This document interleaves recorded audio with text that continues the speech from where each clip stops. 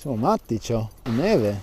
Siamo nel cuore di Verdemare, un esclusivo complesso residenziale a 2 passi dalle rive triestine, unità abitative in classe A, riscaldamento a pavimento. Nonostante siamo in Campo Marzio, quindi nel cuore della città di Trieste, si sentono praticamente solo il cinguettio degli uccellini, tutto molto curato, molto pulito. E ora andiamo a vedere questo trilocale al 3° piano della palazzina posteriore, da cui vediamo il castello di Miramare, il faro della Vittoria, il mare, la Sacchetta e il santuario di Monte Grisa.